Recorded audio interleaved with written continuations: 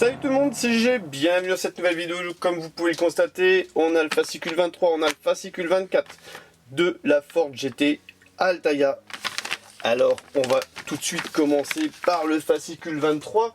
On va regarder ensemble rapidement le fascicule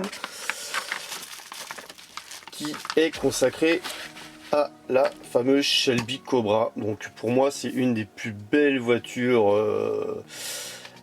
ayant existé. Bon, il y en a bien sûr d'autres, mais elle est franchement mythique cette voiture. Donc une esthétique immortelle, moult fois donc copiée en plus cette esthétique. Voilà, donc là il y a toute l'histoire de la Shelby Cobra.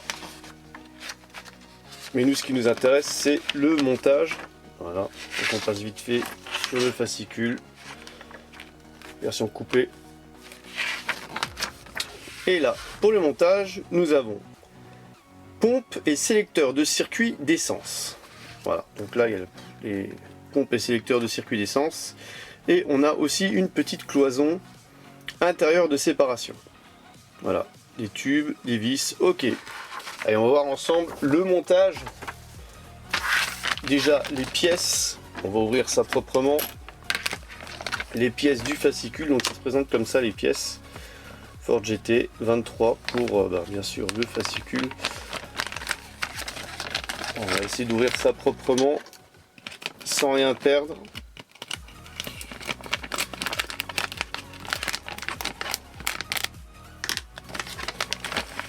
Alors ça c'est une cloison en plastique. Rien de bien fou.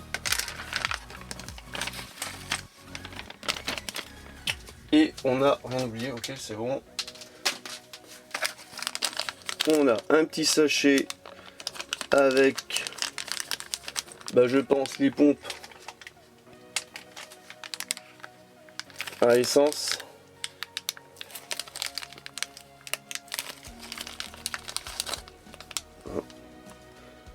Le petit fil qui se promène, sûrement à monter. Là il y a aussi un fil, voilà. Fais attention à ne pas perdre les pièces. Donc là dans le sachet il n'y a plus rien. Et on a quand même pas mal de petites vis. Donc on a des FP01 et FP02. Ok. On peut déjà ouvrir les FP01. Alors pour la première étape, présenter le tube sur le sélecteur de circuit d'essence, engagez-le dans l'orifice inférieur du côté gauche du sélecteur comme le montre la photo. Ok, donc là on a vraiment besoin du fascicule. Ok, alors c'est pour passer le tube correctement. Ok, on va voir ça ensemble. Bien sûr qu'il y a le montage, très important. Donc déjà, il faut prendre dans le bon sens. Alors eux, ils utilisent une pince. Moi, j'utilise pas de pince. Voilà, d'après le schéma, ça serait comme ceci. Voilà, ok. Et l'autre, ça viendrait s'insérer comme ceci. Ok. Montez le tube dans la partie inférieure du côté droit du sélecteur. Ok, donc là je vais le mettre à, voilà, pas plus profond que ça, ça suffit pour qu'on ait encore de la longueur pour les tubes. Ensuite prenez le côté droit du tube et repliez-le haut jusqu'à engager son extrémité dans l'orifice central du côté droit du sélecteur. Ok, donc ça on vient le mettre comme ceci. Bon, jusqu'ici tout va bien, j'aurais tendance à dire. Ensuite, alors attends, on en est où là? Ok, prenez le côté gauche du tube, donc celui-là maintenant, et repliez-le vers le haut jusqu'à, ok, le truc du milieu. Donc rien de bien folichon. On vient le mettre dans le second. Donc on va faire de la pub pour. Voilà, donc là, on en est là. Rien de bien fou. Plutôt facile, je m'attendais à plutôt difficile quand j'ai vu les dessins. Ensuite, installer l'ensemble du sélecteur dans son logement sur la cloison intérieure de séparation. En insérant l'ergot dans l'orifice correspondant, retourner la cloison et fixer la pièce avec une vis FP01. Donc par derrière, FP01. Donc on va ouvrir les vis FP01. Peut-être juste tout simplement comme ça sera plus simple.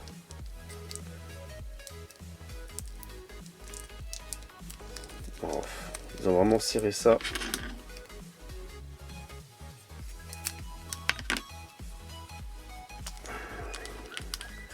Alors on a besoin d'une vis FP01. Donc je la sors déjà. Voilà. Alors là on a besoin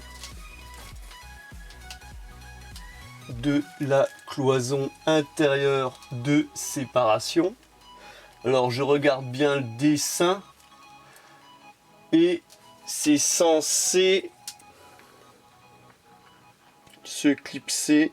Donc là on voit l'ergot en forme de croix et là on voit aussi une espèce de forme de, je sais pas dire, plutôt une clé, hein, pas une croix, voilà, en forme de clé plutôt, de serrure, et là en forme de serrure. Donc c'est censé se mettre comme ceci, je dirais. Voilà, les fils vers l'extérieur et on visse la FP01 par derrière. Oh là.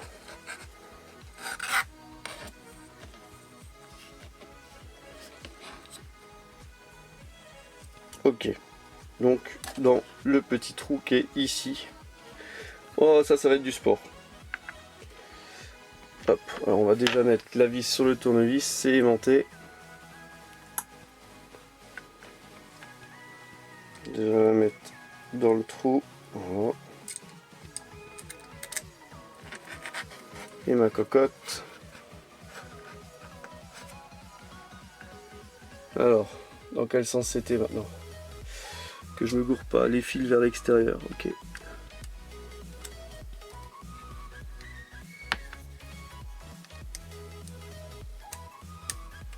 Là il faudrait avoir 3 mains quoi.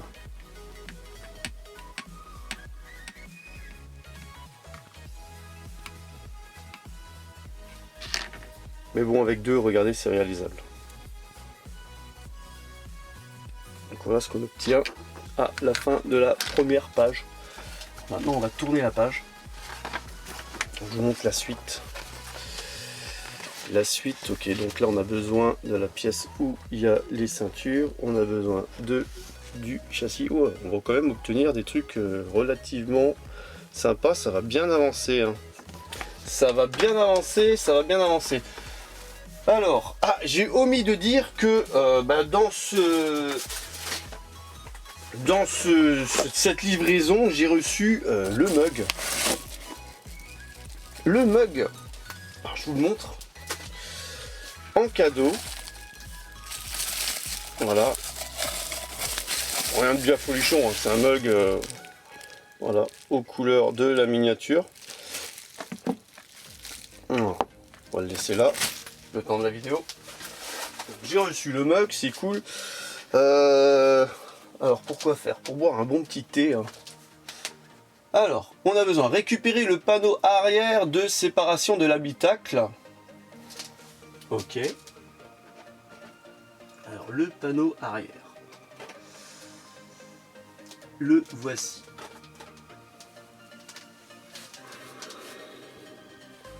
Alors, si vous vous souvenez bien, je vous avais dit, j'avais un petit problème avec le panneau arrière, c'est que la vitre ici tenait pas, pas correctement. Donc je l'ai pas collé, j'ai rien fait, je me suis dit qu'elle allait être coincée par quelque chose, donc je pense qu'elle va être coincée par ce nouvel élément. Voilà, maintenant je vais regarder dans quel sens c'est positionné tout ça. Donc à première vue, c'est comme ceci. Alors, récupérer le panneau arrière de la séparation de l'habitacle et présenter sur ce dernier la cloison intérieure de séparation. Faites coïncider les 5 points indiqués avec les emplacements correspondants. Ok, d'accord, ça c'est normal. Fixer les deux parties avec 5 vis FP02. Donc là, on a besoin des FP02. Alors, pourquoi ils nous ont fait ouvrir le FP01 avant? J'en sais rien. On aura sûrement besoin des FP01 par la suite. Donc là, on ouvre ça, le FP02. On essaie de faire attention. Alors, on a besoin de 5 vis. 2, 3, 4, 5. Comme d'habitude, il y en a une en rab. Si jamais il y en a une qui s'envole. Qui s'envole. Qui se barre, tout simplement. Alors, ok, d'accord. Alors, comment ils font coïncider ça? Tac, tac. Comme ceci. Alors, attends, là j'ai une pièce qui m'embête.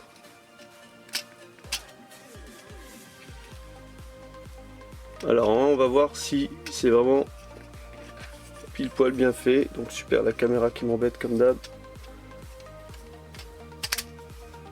Alors, ici, ça a l'air de coïncider. Là, ça vient de se clipser. Ok. Jusqu'ici, tout va bien. Voilà. Et là, on va mettre les 5 vis. Alors, moi, je vais commencer par la vis centrale du milieu. Ça, il ne le précise pas.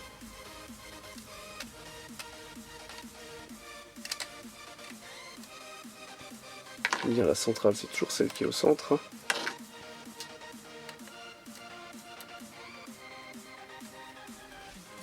Je pense que c'est ici qu'il faut visser. Par déduction.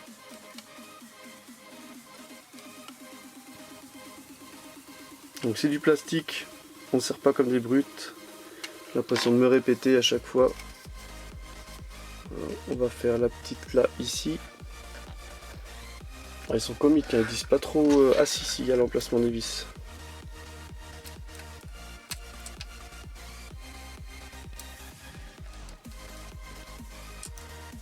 Alors l'aimant c'est bien et c'est pas bien. Vous voyez pourquoi l'aimant c'est pas bien? Parce que tout simplement on n'arrive pas des fois.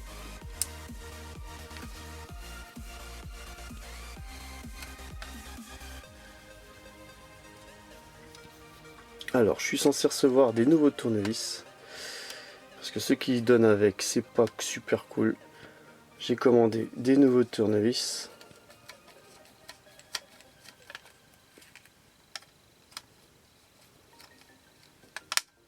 Plus ergonomique.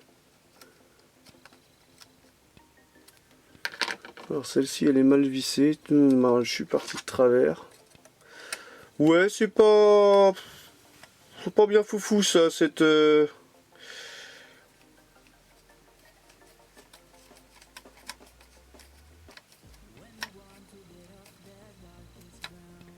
J'ai l'impression que je visse dans le vide dans celle-là. Non, elle est vissée. Elle est vissée. C'est marrant, celle-ci c'est vachement plus enfoncé que celle-ci.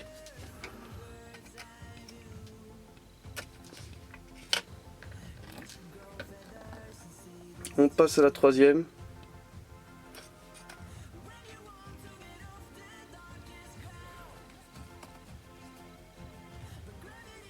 Peut-être parce que je suis pas parti droit.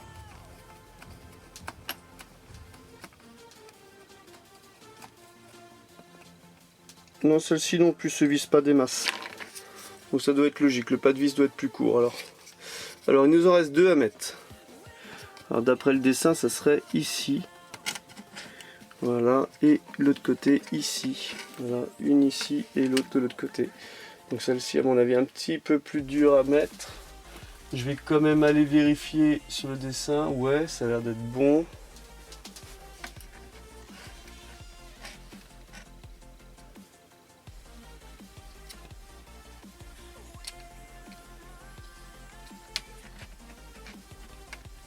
Voilà, faites en sorte que les deux pièces coïncident bien ensemble.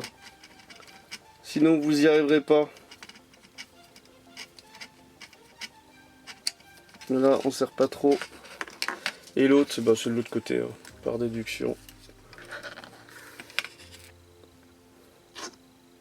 Donc c'est bien, la vitre est bien calée maintenant. Elle ne bougera plus.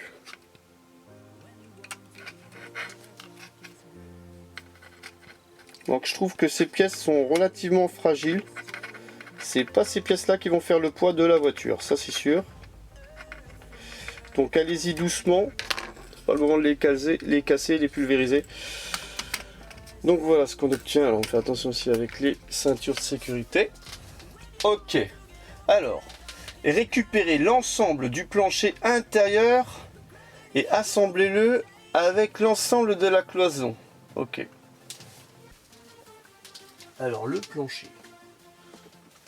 On va chercher le plancher. Voilà. Vous vous rappelez, c'est cette grosse pièce là qui prend toute la place. Toute la place. Alors, d'après le dessin, ça viendrait se mettre... Alors je regarde bien.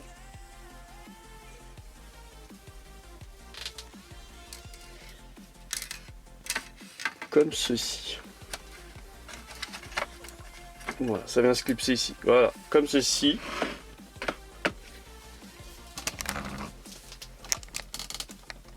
On regarde un petit peu la caméra. Ok. Alors, positionnez-le juste en arrière des canalisations d'essence droite et gauche. Ok, ça c'est les canalisations d'essence. Donc là, il est juste en arrière, ok. Par le côté arrière de la cloison intérieure. Non, attends. Par le côté arrière de la cloison, introduisez l'extrémité du tube 1 dans l'orifice situé sur la plaque de connexion. What? Là, j'ai rien compris.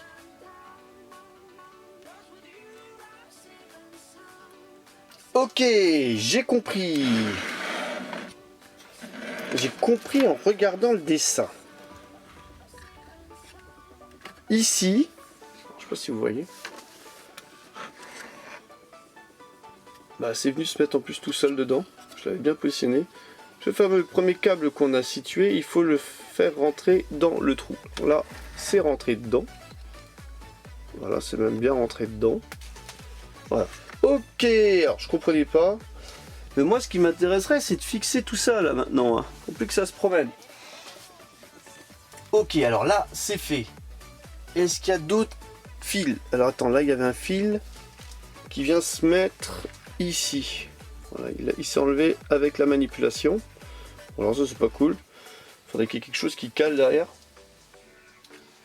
Ok. Alors, retournez l'ensemble et par le dessous du plancher, fixez la cloison avec 4 vis FP01. Ok, ok.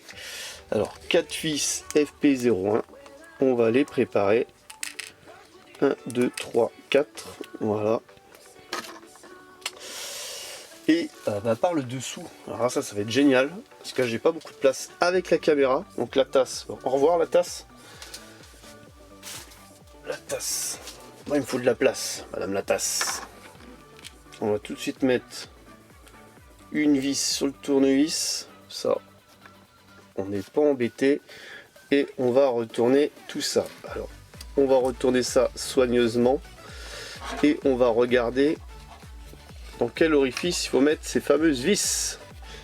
Parce que là...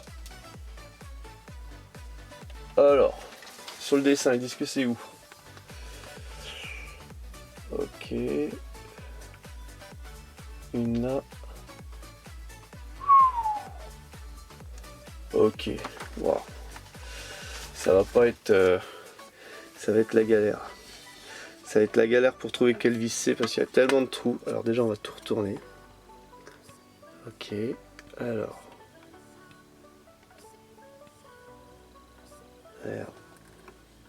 Ça se pourrait que ce soit la première. Celle-ci. Là.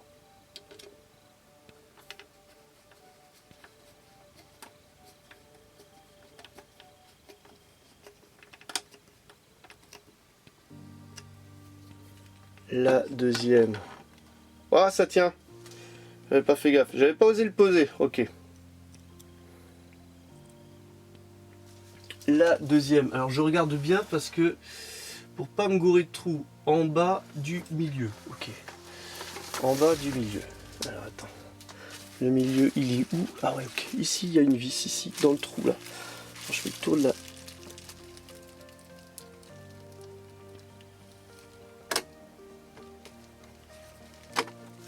Voilà.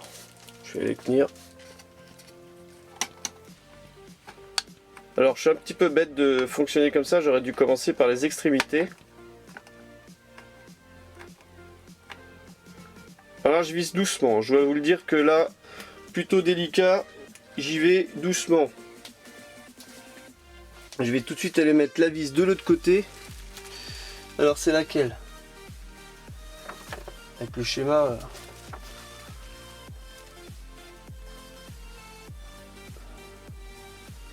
C'est marrant, il dit qu'elle est déjà posée celle-là. Je vais me gourer quelque part. Attends, il y en a encore une ici ou pas? 1, 2, celle-ci. Je sais pas si on voit à l'écran. Ah, désolé, je peux pas aller plus près là. Je pense que ceux qui construisent aussi comprendront qu'on peut pas. Je montre juste le dessin. Je vous montre juste le dessin. Voilà. Donc tu places une vis ici, ici, ici et ici. Alors autant dire que par rapport à la taille de la pièce, bon après ça se voit, hein, il y a des trous de vis. Mais il faut pas se gourer et comme la pièce n'est pas symétrique. Alors là il me dit qu'il y a une vis qui viendrait ici. Ah tiens, elle n'est pas tout à fait en face celle-ci. Je vais voir ça de plus près. La dernière vis n'est pas tout à fait en face. Pourquoi? Parce qu'il en faut toujours une.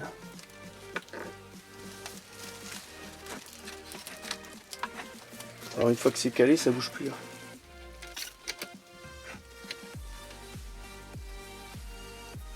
Alors on me dit que c'est celle-ci de vis. Et là je suis pas en face du tout. Il faut que je décale légèrement la pièce en dessous. Donc là vous voyez il y a un petit vis de fabrication je trouve personnellement. Mais c'est pas grave, ça va aller, ça va se placer automatiquement. Voilà, comme ceci. Un petit coup d'huile de coude.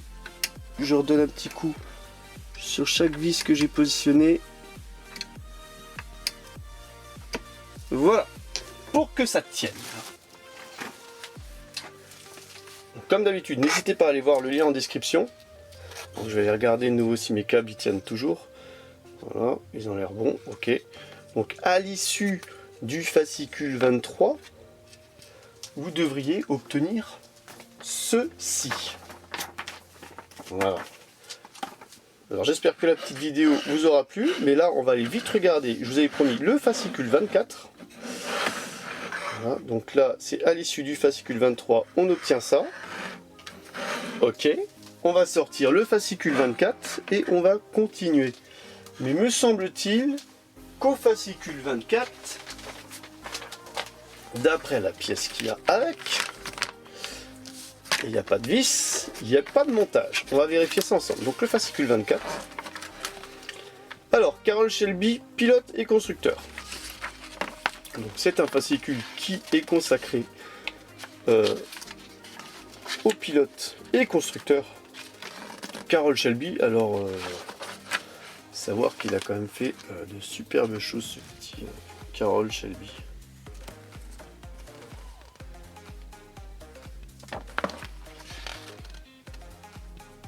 Alors, Carroll Shelby joue les charmeurs de serpents lors de la présentation de la Mustang Shelby GT350 en janvier 1965. Sur la photo. Est-ce que c'est un vrai serpent qu'il y a? Ouais, j'ai l'impression, ouais. La vache, il a pas peur. Hein.